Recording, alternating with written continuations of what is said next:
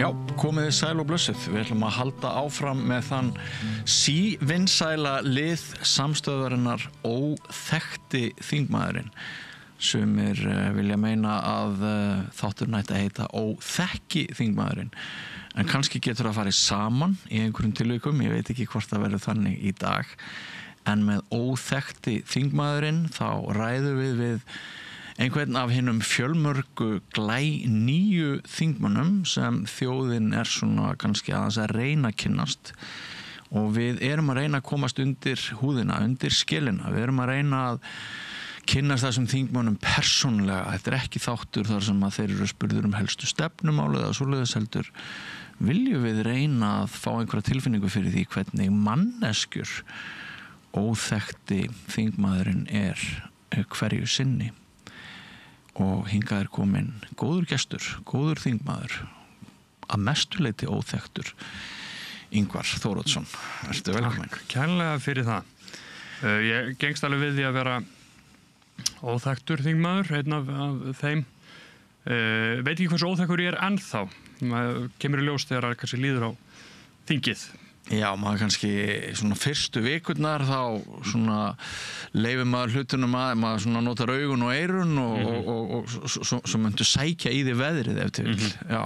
Og svo hlotnaðist mér líka sá heiður að vera einn af varaforsetum Alþingis, þannig tek reglulega sæti í forsetastólnum og svona stýra þingfundi og dingla í bjölluna ef að fólk að gleyma sér að kalla fram í það svoleiðis. Já. Og þá finnst mér ekkert endilega viðeigandi að ég sé sá sem að síðan að gera hlítið saman þegar ég ekki í forsetastól. Ég veit ekki hvernig það hefur verið í gegnum tíðina, hvort að fólk spili báða leiki, annars vegar að viðhalda aganum þegar þeir eru í forsetastól og síðan vera með læti út í sal. En enn sem komið hef ég held ég verið tiltölulega þægur. Já. En ég ætla að óska þig til hamingju með að njóta þeirrar ábyrgðar sem þú nýtur og hafa þá stöðu í samfélaginu sem þú hefur náð svona ungur á árum. Takk fyrir það. Það hefur þú tekið einhverjar réttar ákvarðanir fram til dags í dag, leyfi ég mér að álykta Einhverjar réttar, einhverjar rangar. Sennilega, eins og gengur. Allar skiluðu þær mér hingað. Já. Hvað ertu gamall? 26 ára, verð 27 í júní núna. Og ertu yngstur þessara nýju þingmanna? Á þessu kjörtímabili, já. En svona í gegnum tíðina skilst mér að hafa alveg verið einhverjir þingmenn yngri og svo líka varaþingmenn sem hafa komið inn sem hafa jafnvel verið undir 20. En allavega á þessu kjörtímabili þá ég það sem að Bretar kalla baby of the house. Mér finnst okkur kannski vantar eitthvað svoleiðis titil. Já, má ég kalla það baby of the house í þessu spjalli? Já, bara alveg velkomið. Þú ert að norðan. Þú ert þingmaður Viðreisnar, svo það komið fram í norðaustur kjördæmi. Áttu nú sennilega ekkert endilega von á því að fara inn og þinga eða hvað? Nei, fyrir árið síðan var ég tiltölulega í rauninni frekar nýbyrjaður að kenna í Menntaskólanum Akureyri, mínum gamla skóla í afleysingum reyndar. Það átti bara að vera 1 ár, núna ég aftur árið síðar þá tiltölulega nýbyrjaður á nýjum vettvangi, en ég vona að þetta verði lengri tími en bara 1 ár. Já, hvað varst að kenna? Starffræði og eðlisfræði. Ég verkfræði menntaður, tók fyrst BS-gráðu í rafmagnsverkfræði við Háskóla Íslands og síðan mastersgráðu í iðnaðarverkfræði erlendis. Já, sildur Íslendingur. Já, þú hefur farið utan til náms. Manni finnst alltaf kostur þegar umræðir þingmenn að menn hafi aðeins búið utanlandssteinum. Akkurat, svo ólst ég að hluta til upp erlendis líka, en þá hinum megin við Atlantshafið. Ég var í Bandaríkjunum í mínu mastersnámi, bjó alveg heil 5 ár í Svíþjóð. Ég fæddur á Akureyri og foreldrar mínir eru þaðan, eða Eyfirðingar, móðir mín Dalvíkingur. Hvað gera foreldrar þínir? Þau eru læknar. Bæði læknar? Bæði læknar. Áttu mig ung, mamma átti 1 ár eftir í MA þegar hún átti mig og síðan flytja þau suður þegar ég er nú ekkert mjög gamall og eru í læknisfræði, þannig að þau eru svona drösla með suður, fara í læknadeild í HÍ. Mínar svona fyrstu minningar eru af stúdentagörðunum. Það er þarna hvort þetta heita fjölskyldugarðar held ég ennþá daginn í dag þarna við Eggertsgötu. Það svona mann ég fyrst. Eru það góða minningar? Já, það eru mjög fína minningar og ég var á á leikskólanum sem að félagsstofnun stúdenta rekur. Já.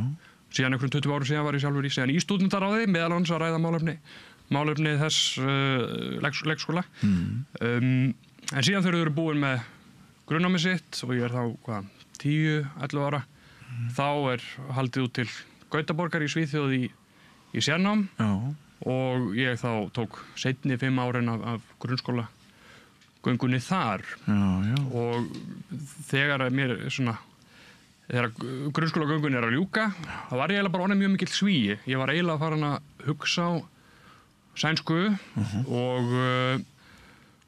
og já, var náttúrulega Íslendingur ennþá en svona sá alveg fyrir mér að vera jafnvel bara í Svíþjóð og síðan heimsækja heimalandi. Líkaðir vel við Svíja og Svíþjóð? Já, það var bara mjög fínt. Hef ekki mikið út á Svíja að setja. En síðan svona frekar tilviljunarkennd atburður. Það stundum merkilegt að líta tilbaka og velta því fyrir sig hvernig svona tilviljunarkenndir litlir hlutir geta einhvern veginn breytt tiltölulega miklu. En það vorið 2014, þá var ég að fara að ljúka grunnskóla og ég var búinn að sækja framhaldsskóla í Gautaborg og þá förum við fjölskyldan í skíðaferð til Lillehammer í Noregi sem lítill bær svona alveg í miðri Noregi og mjög mikil skíðabær. Það var náttúrulega vetrarólympíuleikar haldnir 1994 og foreldrar mínir voru orðin svona pínu þreytt á Gautaborg og verða bara algjörlega ástfangin af þessum stað. Ég held að Lillehammer hafi mynd þau pínu á Akureyri, svona svipað stærð og þetta líka svona ákveðin svona svæðisborg sem við núna ætlum reyndar að fara að titla Akureyri með svona stærsta sjúkrahúsið og fleira fyrir stórt svæði. Þau verða bara algjörlega ástfangin af þessum stað og þegar við erum síðan komum heim til Gautaborgar og þá allt í einu rekast á auglýsingu að það sé laus staða læknis þarna á sjúkrahúsinu í Lillehammer og þeim fannst þarna einhvern veginn held ég örlögin vera segja að maður stökkva á þetta og það líður ekkert mjög langur tími og þá alltaf tekin ákvörðun að flytja til Lillehammer. Hvað ertu að segja? Og þá ég í þeirri stöðu einhvern veginn að vera þarna á svona ákveðnum náttúrulega krosskutum í lífinu að vera klára 14 ára gamall, eitthvað sluðis? Já, og frekar ungur einhvern veginn þau sögðu þá að þau höfðu rauninni bara leyft mér svolítið að ráða þessu. Viltu koma með okkur til Lillehammer? Viltu flytja heim til Íslands? Eða viltu jafnvel vera áfram í Gautaborg og ég ákvaða að flytja heim til Íslands og fara í menntaskólann Akureyri. Án foreldrana, flyttu bara einn norður? Já, en til ömmu og afa og náttúrulega við erum þaðan og býr þar hjá ömmu og afa. Og svona, það voru miklar rætur þar en já, það var áhugavert. Já, þetta mjög sérstakt sko. Það komið þá til Akureyri í 10. bekka? Já, ég klára 10. bekk í Gautaborg sem var enda Svíja kallað 9. bekka. Þau eru með 0 upp í 9 frekar 1 upp í 10 eins lógist og það og fer þá í byrja síðan bara í menntaskóla. Fer beint í Emma. Já. Og þú ert ekki á heimaðist, þú býr þjá afa en mömmu séru. Já. Einmitt. Og það svona þarna sem að ég þá verða aftur svolítið Íslendingur sem ég held líka að fjölskyldan hafi fagnað. Það ég held að sé svona klassískt dæmi að fólk flytur erlendis í nám og síðan festist það þar og fólk eignar síðan barnabörn sem búa erlendis og kunna varla íslensku. Ég held að sérstaklega svo að afi hafi fagnað því að ég hafi ekki endað það sko. Já. En ég var þá svona aftur Íslendingur og aftur Akureyringur líka. En mig grunar að þú hefði þurft að taka svolítið þroskastökk þarna? Já, ég hugsa það. Ég líka lang elstur í mínum systkinahóp. Þannig að það var svona alltaf einhver yngri allavega á heimilinu sem að krafðist meiri athygli en ég og ég varð frekar sjálfstæður, frekar ungur. Já. Bara finna mér sjálfur eitthvað að gera og svona og síðan það var ákveðið stökk líka að þarna rauninni flytja út frá foreldrum þó að ég hafi ennþá búið þá fjölskyldu en ég blómstraði í þarna á Akureyri og leið mjög vel og þar leiðandi þykir mér alltaf mjög vænt um Akureyri og sem minn heimabær og líka þennan skóla. Já. Leyfðu mér aðeins að spyrja þig út í lífið þitt áður en, hvað maður að segja, áhuginn kviknar á pólitík, ef hægt að spyrja þannig vegna þess að sennilega en nú kannski ekki svo auðvelt að henda reiður á því hvenar pólitískur áhugi kviknar, kannski má segja að hann geti verið bara tengdur réttlætiskend mann sem barns eða einhverju slíku, en ég heyri það á því sem þú hefur sagt mér að þú ert svona raungreina maður. Nú ertu að fást við ef að segja félagsvísindi að nokkur leyti með því að vera þingmaður.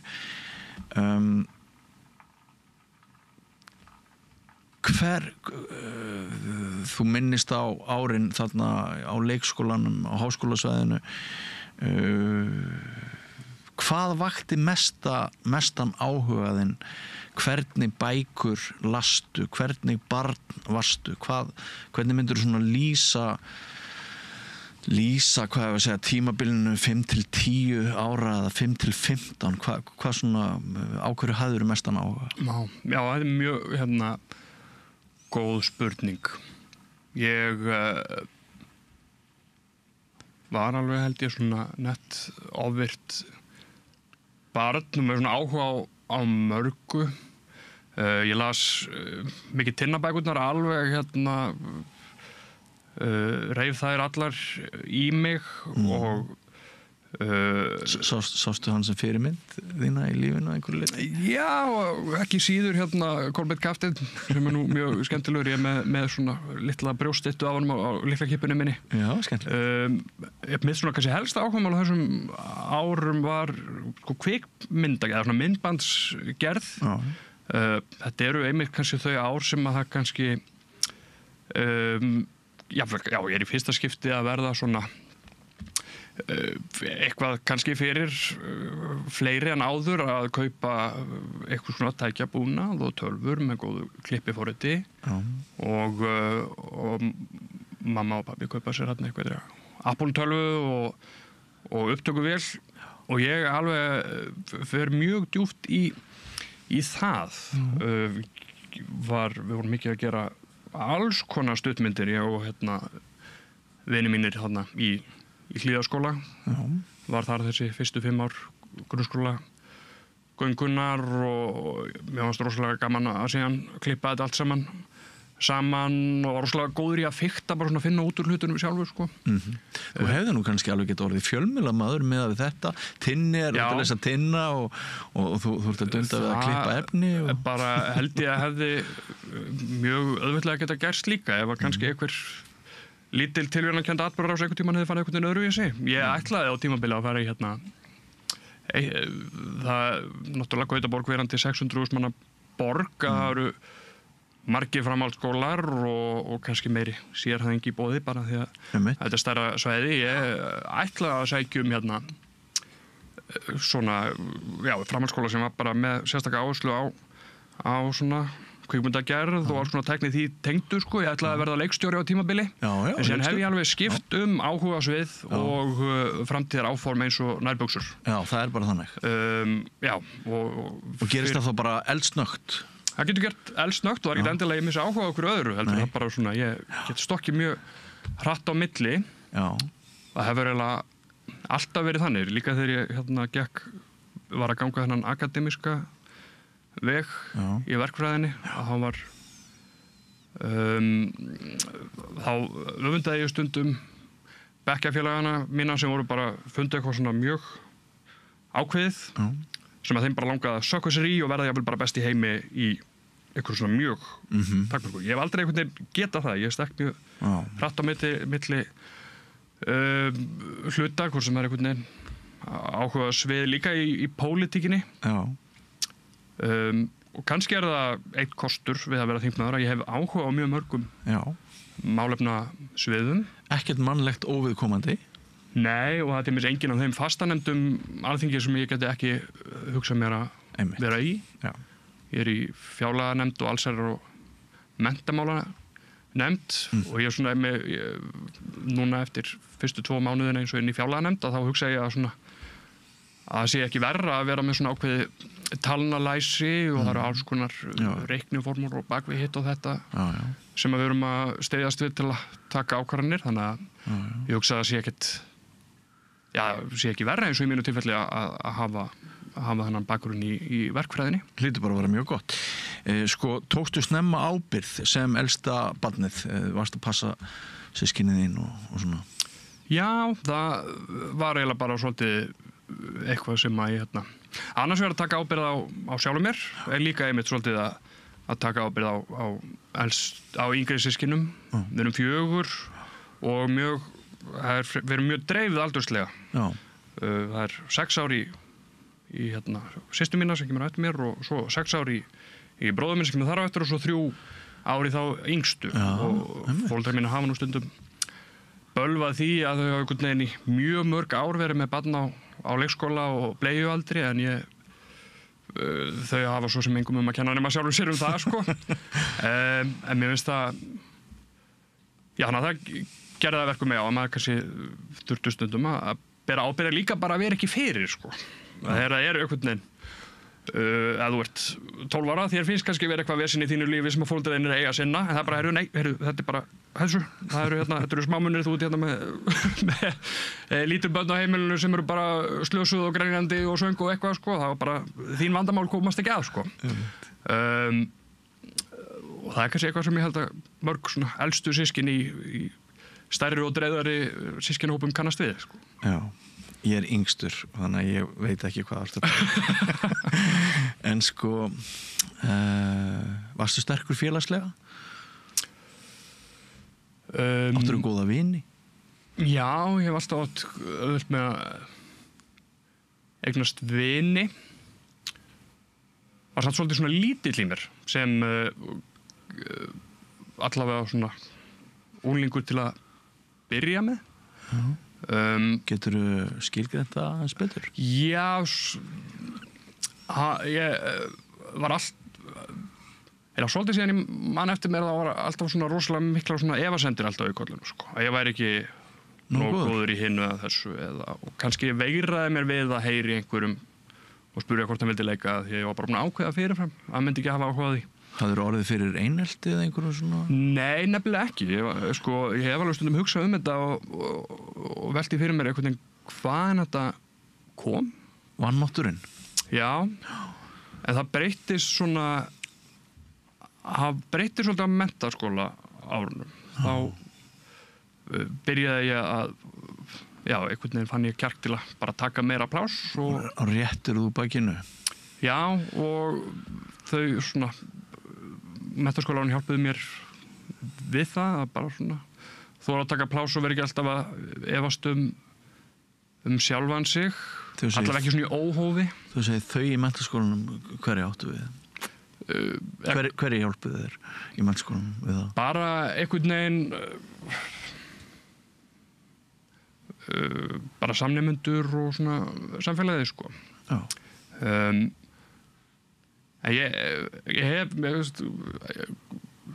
gaman að spyrja aðeins að ég hef alveg oft hugsað þetta sjálfur sko, en ekkert eitthvað oft rætt það uppátt hvaðan þessi svona minnumáttarkennd kom sem að ég hef alveg oft þurft að taka svona slaginn við, það bara svona reyna að veifa þessum svona efasemdar röddum í burtu og ég meina ef ég hefði ekki tekið þann slag þá væri ég ekki á þingi í dag, það er náttúrulega að fara í kosningabaráttu og vera að selja sig og selja sig jafnvel fyrir fólki sem hefur bara mjög miklar efasemdir þig eða flokkinn eða stefnumálinn og þannig að ég mitt vera svolítið beinn í baki og standa fyrir sínu og færa rök fyrir sínu máli en líka þóra að viðurkenna þegar þú skiptir skoðun eða hafðir rangt fyrir þér eða gerir eitthvað mistök.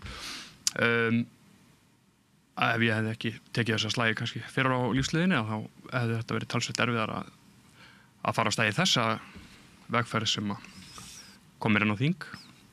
Já, þessi reynslaðin gæti orðið svolítið dýrmætt veganesti því þú hefur þá kannski velti fyrir þér hvað getur verið stutt á milli þess að maður lendir á milli skips og báru og þess að maður nær flugi sko.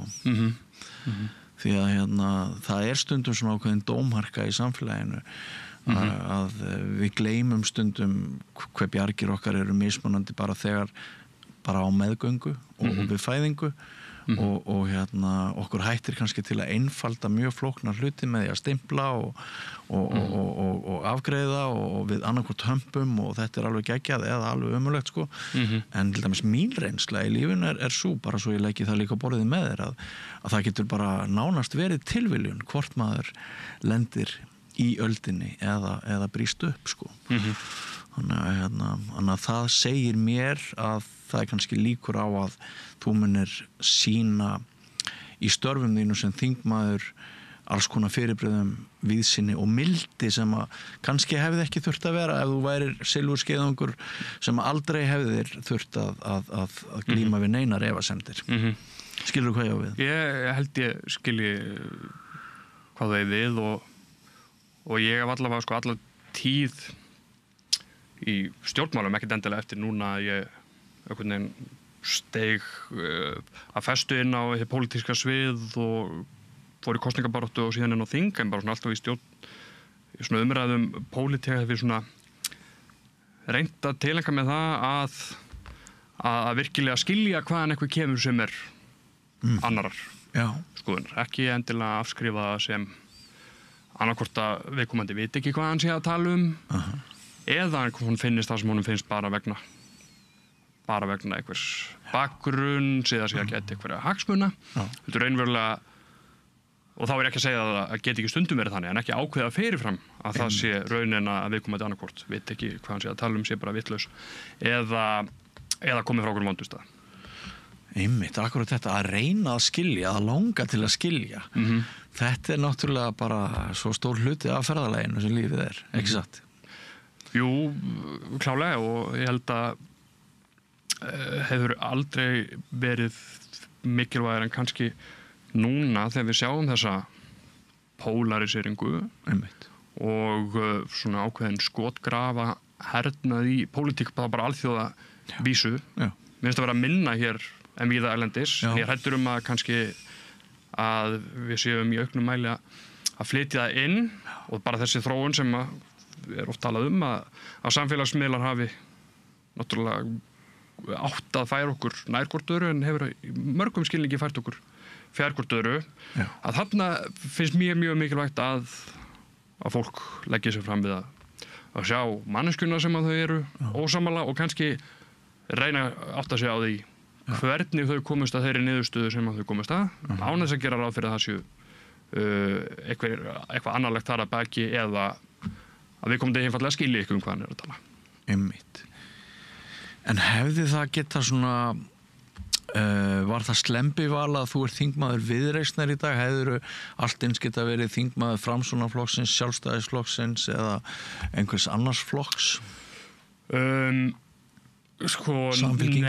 Viðreisn hefur alltaf verið minn flokkur og kannski bara heppilegt að hann stofnaður einmitt það leyti sem ég fæ kosningarétt. Fyrstu kosningarnar sem ég kýs í eru 2016 og það fyrstu kosningarnar sem að Viðreisn býður sig fram í. Fyrsta stjórnmálaaflið sem ég geng til liðs við hins vegar Liberalena í Svíþjóð. Það heitir það í dag, þá Folkpartiet. Frjálslyndur flokkur.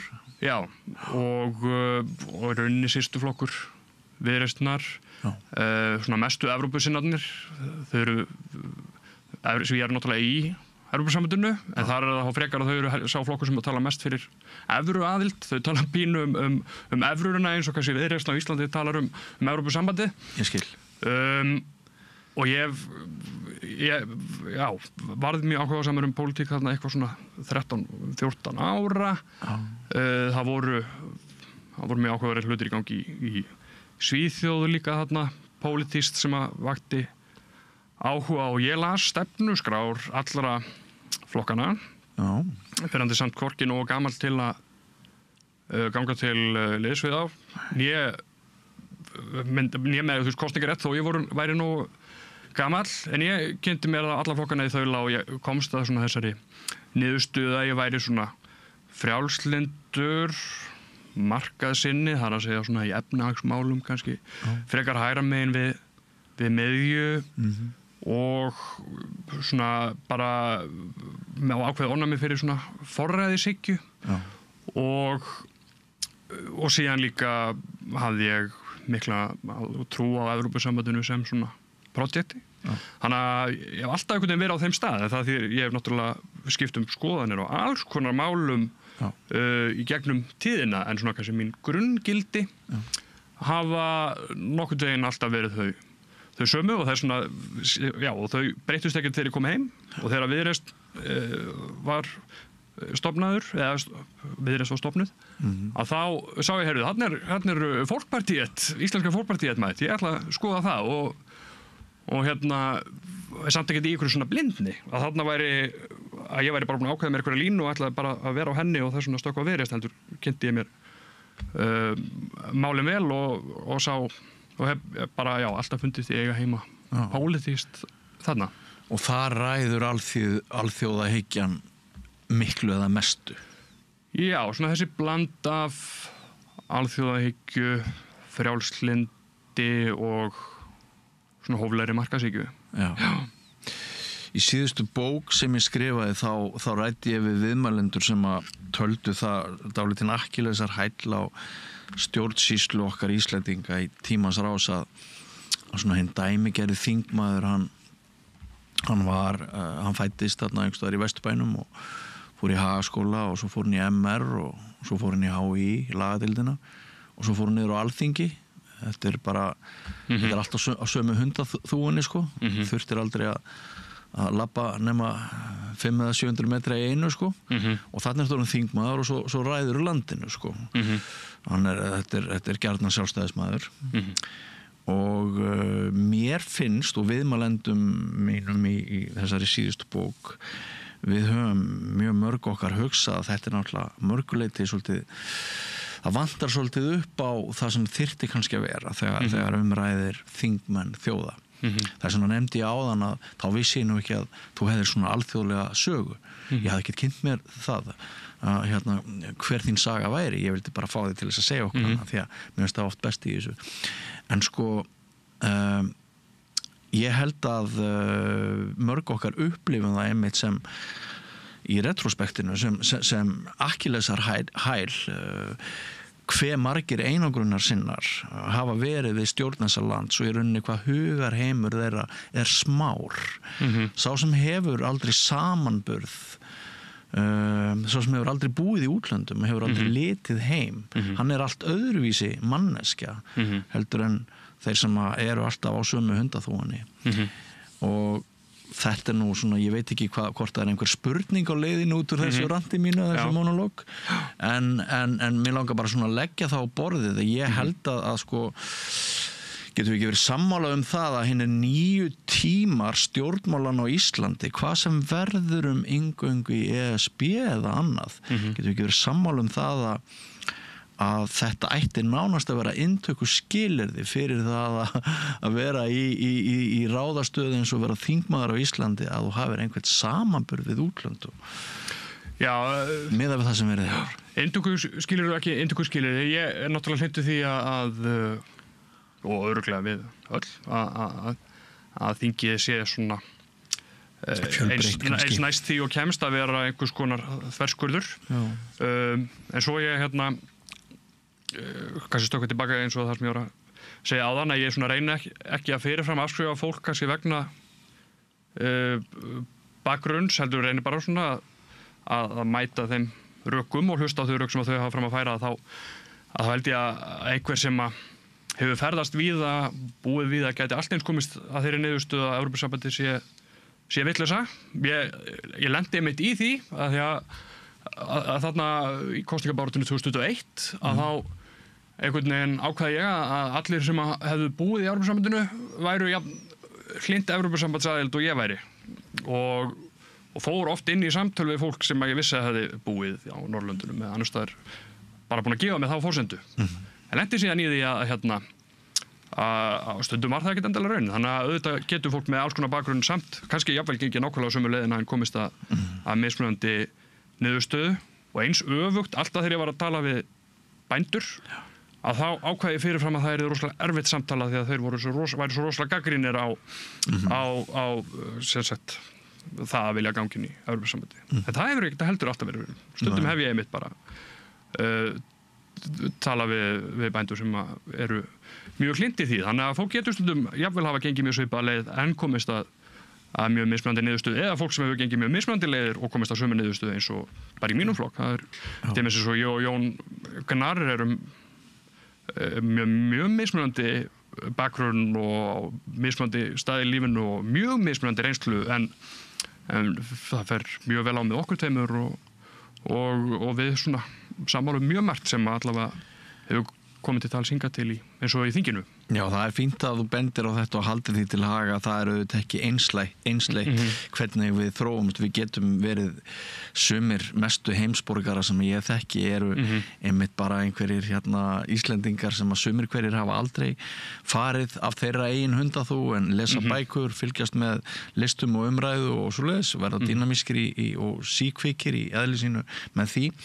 En stjórnmálasaga Íslendinga, hún hefur mjög mikið verið mörkuð einsleitri manngerð kalla í Vesturbænum sem kusu sjálfstæðisflokkinn og fóru þessa sömu leið inn á þing og mín persónulega skoðun er að stjórn landsins hafi goldið fyrir það en auðvitað er það allt og mikil einföldun að ræða það að maður ætti að gera það sem einhverja kröfu á þingmenn að þeir hafi búið í útlöndum. En ég held að það sé kostur. Það er kannski meira það sem ég er að segja. Og svo ég hafandi gengið verkfræði leiðina gegnum háskólan. Mér er stundum þótt vanta fólk með þannig bakgrunn. Já. Núna er ég eini verkfræðingurinn á þessu þingi. Svo er Pavel sem er starffræðingur, minnir að geti mögulega verið einhver tæknifræðingur eða innfræðingur. Það var minni með RÚV sem að gerði svona samantekt á þessu, hver bakgrunnur fólks væri menntun og fyrir störf og það var náttúrulega mjög mikið lögfræðingar. Og það er kannski margir sem gefa sér það að já, Alþingi setur lög og þá sé gott að vera með lögfræðinga en ég er þvert á móti myndi vilja að fólk með alla mögulegan bakgrunn komið að því að einhvern veginn að spekulera hvernig lögin eigi að vera. Síðan er kannski frekar lögfræðingarna að skrifa það niður og útfæra nákvæmlega en að við ættum samt öll að hafa skoðun á í rauninni hvert markmið með lögunum er og þær reglum sem við setjum í samfélaginu en síðan kannski eru lögfræðingar sem að útfæra það niður í minnstu smáatriði og síðan takast á í dómstólum túlkun þeirra og svo framvegis. Þarna er ég algjörlega sammála þér og þetta var nú einu sinni svona rómantísk hugmynd hina fullkomnu ritstjórn á þessum fjölmiðlum Íslands sem einu sinni voru öflugir og fjölmennir að ég hef setið í stórum ritstjórnum á ritstjórnafundi þar sem að rafvirki loftskeytamaður, fiskverkunarkona, fyrrverandi, einmitt lögfræðingur og allir sitja við sama borðið og ákveða hvað ætlum við að láta standa í blaðinu á morgun og hvernig endurspeglum við sem best samfélagið. Akkurat. Ég held að það megi alveg bera þetta saman sem einhver svona ídeal sko. Alveg sammála því og ég einmitt meðal annars brenn svolítið fyrir því að við eflum það sem er oft kallað STEM-greinar eða STEAM. STEM er þá Science, Technology, Engineering and Maths og STEAM þá er líka bætt við Arts. Sköpun. Við erum að til dæmis að útskrifa talsvert færri nemendur í þessum greinum en þær þjóðir sem við berum okkur saman við. Þessu hefur stundum verið flaggað að finnum á þessum aðilum sem eitthvað sem við ættum að hafa einhverjar áhyggjur af því að það er náttúrulega tæknin sem er að reiða sig meira og meira til rúms og gervigreindin og þarna verða til mikil verðmæti og við mögum ekki vera eftirbátar í þeirri þróun og þá einmitt er kannski gott að það sé einhver sem að kannski hefur verið þarna inni í bæði í atvinnulífinu og inn í háskólanum þar sem það er verið að mennta og rannsaka í þessum greinum til þess að einmitt varpa ljósi á það. Myndirðu sjálfur túlka sjálfa þig sem skapandi einstakling? Já. Kannski, já. Ég held, sko, kannski bara því að ég er ekkert mjög góður í svona kannski mörgum svona hefðbundnum skapandi greinum. Ég get ekkert málað, ég er frekar lélugur í sko að eins og til dæmis seinast í þingveislunni sem var fyrir ekki löngu síðan þá er hérna ef maður ætlar að ávarpa samkomuna sem sagt þingmenn þeir verða að gera það í bundnu máli og mér langaði að gera eitthvað sniðugt og fyndið í bundnu máli en það kom ekki neitt sko. Þannig ekkert ár frá þér Þannig ekkert áðan kom frá þér ég var eitthvað að grátbeða fólk við borðið að skrifa eitthvað ofan þannig að stundum vegna þessa hef ég kannski ákveðið að ég sé ekki skapandi en ég hugsa að það þýðir ekki að maður sé ekki skapandi þó að maður sé kannski ekki sterkastur í svona þessum svona hefðbundnu skapandi greinum. Gagnrýnin, ertu það? Já, ég myndi segja að væri mjög gagnrýnin og mér langar alltaf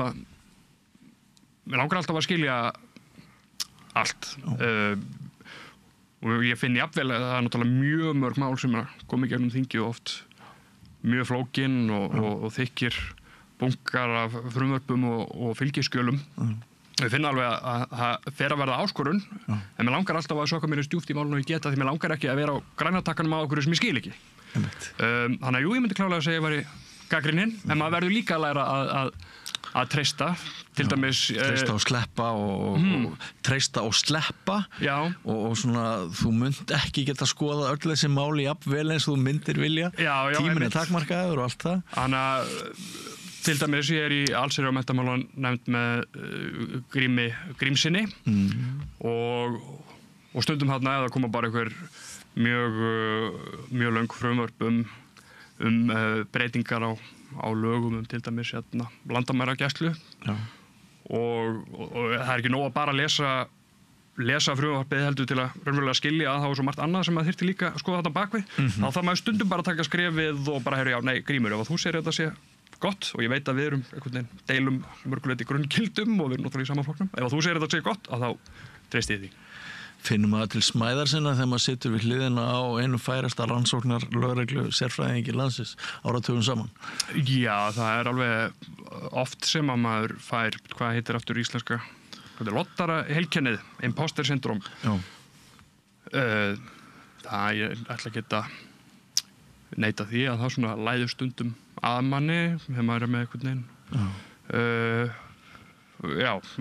Grímur einmitt eins og segir og Víðir og fyrrum landlæknir og sen með 2 fyrrum borgarstjóra og náttúrulega marga fyrrum ráðherra bæði í stjórnarandstöðunni og svona en ég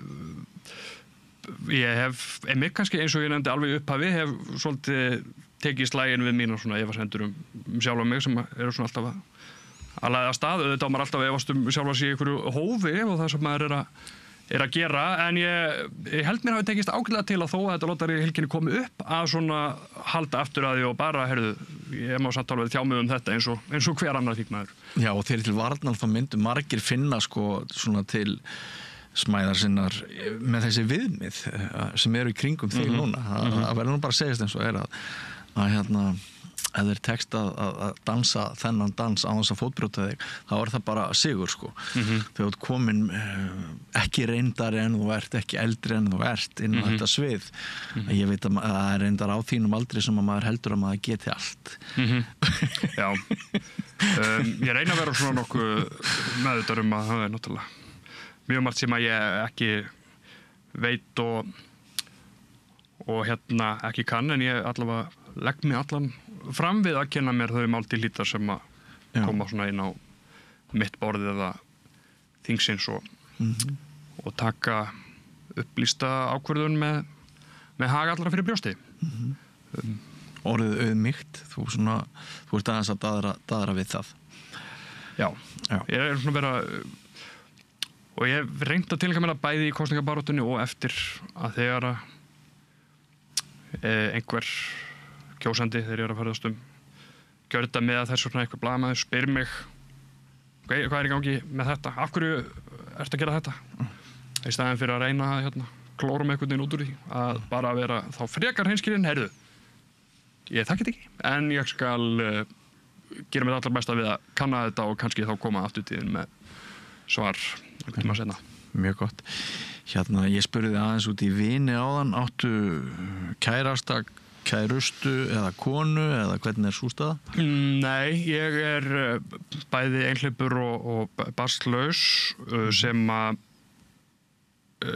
ég verð að viðurkenna að ég hef svona eiginlega bara svona pínu þakklátur fyrir einmitt á þessum tímapunkti. Já, ég trúi náttúrulega, þetta ekki hefðbundin 8-4 vinna og þar að ekki ef maður þingmaður eitt af þessum 3 landsbyggðarkjördæmum að þá mjög mikið það margt sem maður þarf að gera líka helgarnar. Já, þú þarft ekki að selja mér þetta, ég trúi því alveg að þú sett brjálæðislega busy. Og það svona það fínt að þurfa ekki að ofan á allt saman að vera með samviskubiti yfir í að maður sé ekki að sinna fjölskyldunni nógu vel en mjög margir af mínum vinum sem eru komnir vel á leiðinni það að stofna fjölskyldur. Það var bara einmitt áðan sem að ég fekk mynd af nýfæddum frumburði eins af mínum bestu vinum. Skemmtilegt. Og kannski einhverju leyti af því að ég einhleypur og barnlaus og ég samkynhneigður þannig að kannski sé ekkert fram á að barneignin sé að fara að koma óvart fyrir eitthvað svona í náinni framtíð. Nei. Að á meðan svona mínu jafnaldrar að hamast í öllu þessu og hafa þá klárlega ekki tíma til að vera að fara eitthvað að setjast á þing og berjast fyrir bættum hag ungra fjölskyldna að hafa kannski einhver leyti mitt hlutverk að gera það hafandi tíman og svörum til þess. Já, einmitt. Ég tók það nú sérstaklega fram að þetta væri ekki þáttur fyrir stefnumál eða svona slíkt en það hefur þetta spjall okkar ekki verið þannig en ég veit að þú þarft að rjúka á fund og tími okkar nánast liðinn en má ég svona rétt í lokin spyrja þig hvað það sem þú brennur helst fyrir ef eitthvað, ef þið langar til þess að ræða það svona síðustu mínútuna. Það sem að ég brenn helst fyrir ég veit að þetta ekki eitthvað svona eitt tiltekið stefnumál en það að Ísland sé og verði land þar sem að ungt fólk eins og ég sem að hefur fetað þá braut að það ekki endilega verið að mennta sig í einhverju heldur vill ná langt fer ég vel erlendis til að víkka sjóndeildarhringinn og öðlast einhverja reynslu eða menntun eða eitthvað að þau vilja síðan að þeim finnist Ísland vera ákjósanlegu staður til að snúa heim til og byggja eitthvað upp og stofna fjölskyldu og lifa lífinu á. Ég sé í kringum mig að það eru hindranir sem að fólk upplifir fyrir því að koma heim jafnvel þó þau langið til þess og það... Þú ert að tala húsnæðismarkaðinn og svona? Húsnæðismarkaðurinn og bara svona kostnaðurinn við að lifa og auðvitað svona samfélagi sé að mörguleyti og barnvænt, við sjáum náttúrulega stöðuga umræðum leikskólamál sem náttúrulega auðvitað hjá sveitarfélögunum en hvernig samfélagi allt virkar náttúrulega einhverju leyti samstarfsverkefni ríkisins og sveitarfélag. Þannig að þetta svona kannski svona stóra myndin sem að ég brenn hvað mest fyrir og til dæmis það að ég vilja Ísland gangi í Evrópusambandið snýst þetta. Það ekki markmið sjálfur sér að Ísland sé í Evrópusambandinu bara til þess að við séum þar inni að því ég raunverulega trúi því til dæmis að þannig gætu við skapað skilyrði þannig að það sé jöfnun tækifæra að það sé svona meiri fyrirsjáanleiki og stöðuleiki og náttúrulega lægri vextur og viðráðanlegri húsnæðismarkaður eins og til dæmis við sjáum í nágrannaþjóðum okkar á Norðurlöndunum. Og svo eru miklir flokkadrættir í atvinnulífi hérna og margir spyrja sig hvort það geti losnað þau tök. Já, mjög góður punktur. Við höfum hingað til alltaf verið auðlindadrifið hagkerfi og það til dæmis vera með íslensku krónuna hefur reynst mjög vel. En núna erum við að sækja fram á öðru sviðum og ég held við séum öll sammála það sem erum á þingi að við eigum að reyna að greiða götu nýrra og spennandi atvinnuvega til þess að vaxa og dafna á Íslandi og þetta líka liður í því að svona nýjar og spennandi atvinnugreinar sem að mikið af mínum járnöldurum finnst eða sjá fyrir sér að starfa við og byggja verðmæti innan eða búa til verðmæti innan að það sé hægt hér. Þetta í rauninni ein leið í átt að því markmið en ekki markmið í sjálfu sér, til dæmis að taka upp evru. Einmitt. Nú ertu orðin á seinna fund. Ingvar Þórðarson, kæra þakkir fyrir að koma hér til okkar að Rauðaborðinu í þennan lið sem við köllum óþekkta þingmanninn og ég óska þér alls góðs í störfum þínum á þingi sem og öðru því sem að þú tekur þér fyrir hendur. Takk hérlega fyrir það, takk fyrir boðið. Og við erum ekki búin hér við Rauðaborðið, heldur höldum áfram eftir andartak, ekki fara langt. Með því að ganga í leigjendasamtökin styður þú baráttu leigjenda. Leigjendasamtökin eru fyrir öll þau sem vilja vinna að réttlæti og öryggi á húsnæðismarkaði. Leigjendasamtökin.is. Ertu á leið heim úr vinnu? Stilltu á FM 89,1.